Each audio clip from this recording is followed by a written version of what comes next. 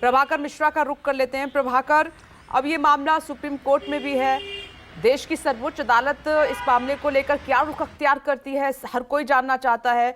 दूसरी तरफ विपक्ष जेपीसी की मांग कर रहा था। खबर यह है कि केंद्र सरकार एक एक्सपर्ट कमेटी बनाने को तैयार हो गई है।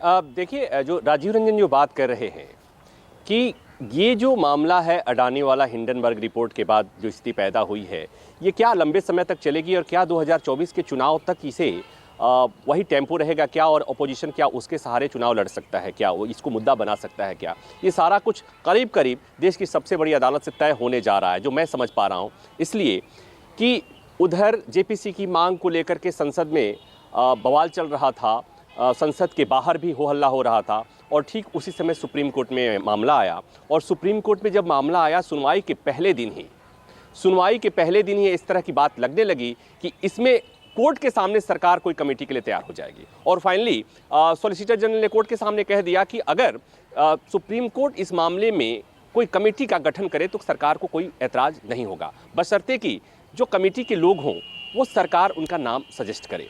ये पिछली सुनवाई में बात यहाँ तक आकर रुकी थी।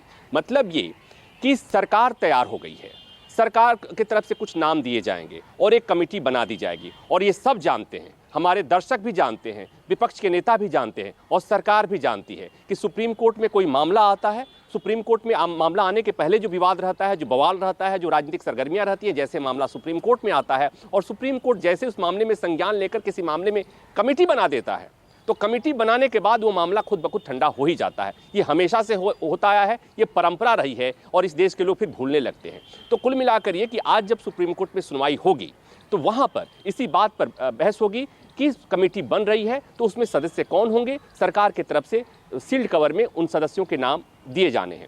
और दूसरी महत्वपूर्ण बात ये कि अपोजिशन को इस बात का एहसास पहले से है और इसीलिए बात हो रही है कि जेपीसी से कम कुछ भी नहीं। तो ऐसे में क्या देश की सबसे बड़ी अदालत कोई कमेटी बना दे जहां सरकार के नुमाइंदे भी हों या नहीं भी हों, और सुप्रीम कोर्ट ये कह दे कि हमने इस मामले में कमेटी का बना दिया है, हमने कमेटी का गठन कर दिया है, हम इसकी रिपोर्ट देखेंगे। तो उसके बाद जब अपोजिशन इस मसले को लेकर बवाल करेगा, अपोजिशन लेकर इस मसले को शोर करेगा, तो क्या बीजेपी या सरकार इस मसले को लेकर सड़क पर नहीं जाएगी और ये मैसेज देने की कोशिश नहीं करेगी क्या कि देश की सबसे बड़ी अदालत ने जब मामले का संज्ञान ले लिया, कमेटी बना दी गई, तो अपोजिशन ये बेवजह का बखेड़ा खड़ा कर रही है। तो ये बातें आएंगी और ये बीजेपी के पक्ष में जाएगी। तो ये बहुत अलग तरह की स्थिति पैदा हो रही है, बहुत अलग तरह का धर्म संकट पैदा होगा अपोजिशन के लिए और खासकर कांग्रेस के लिए, क्योंकि जिस मुद्दे के सहारे, जिस हथियार के सहारे आप आगे बढ़ना चाहते हैं, वो हथियार फिलहाल सुप्रीम कोर्ट सीज करने वाला है, जो मैं देख पा रहा हूं। और हो सकता है कि आज की सुनवाई में इस तरह की बात आ जाए। तो विपनेश, जो राजीव रंजन जो बात कह रहे थे कि हिंडनबर्ग मामले को लेकर इतनी लंबी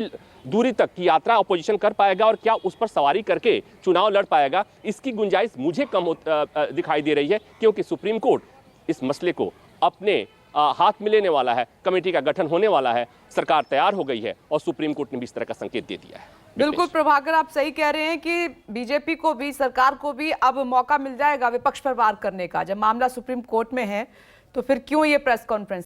नमस्कार, मैं हूं मानक गुप्ता।